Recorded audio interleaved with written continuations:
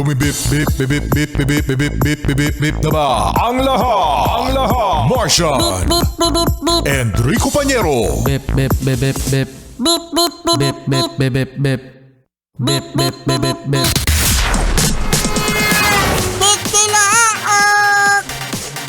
Tiktilaok! Bip bip bip bip bip.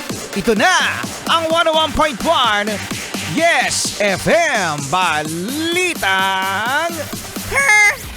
Uy, viral ngayon mga Yes Friend ang isang video online kung saan ay merong isang aso, mga Yes Friend, ang nagsagip umano sa kanyang amo sa sunog. Talaga. Ito ay yung nangyari mga Yes Friend sa Makati at ang aso na tinutuguri ang hero dog ay si Buknoy.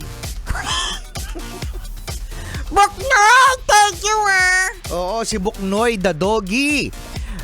Makikita rin mga Yes Friend sa video na si Buknoy ay tumalon, mga Yes Friend, mula sa 4th floor ng gusali na o sa bahay na nasusunog.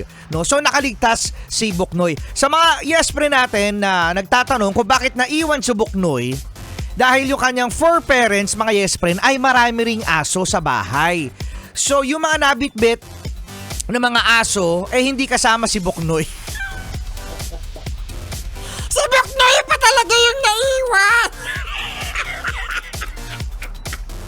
Buknoy! Ikaw na yung nanggising! Ikaw pa yung iniwan! Si Buknoy! Si Buknoy! Si Buknoy yung naiwan.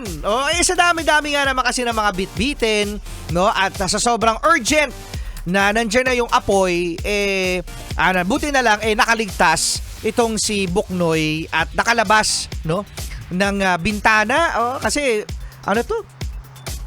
4th floor. Yan, yung tinalunan naman ni Buknoy, mga Yes Friend, ay isa pang palapag na bahay. So, hindi naman ganong kataasan. Eventually, mga Yes Friend, na napag-alaman na dahil sa dami ng aso ng fur parents ni Buknoy, ay meron ding mga hindi nakaligtas na mga dog. Oo, thank you, Buknoy, Salamat, Buknoy. At ikaw ay tinaguri ang hero dog. Sa mga Yes Friend natin dyan, sinasabi kasi na yung mga aso ay mayroong iba't ibang mga tahol. Diba, Martian? Kasi iba daw yung tahol Sabi ng fur parent ni Buknoy, iba daw yung tahol na nakakakita siya ng pusa at saka ng daga. Paano ba makakita ng daga at pusa ang aso, Martian? Sabi ng aso. Wow, wow, wow, wow, wow, wow, wow. Wow, wow, wow, wow, wow, wow. Gayang-gaya! Galing Good boy! Paano naman ang sweet? Paano naman ang sweet na tahol ng aso? Paano?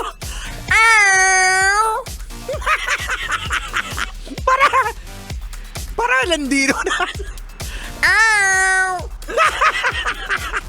Paano yung galit? Wow, wow, wow, wow, wow, wow, wow. Bagay na bagay talaga sa'yo. Mga Yes Friend, ito pa rin ang Solitude Morning, Rico Pañero. At Martian the Cute. Paano yung sweet na aw?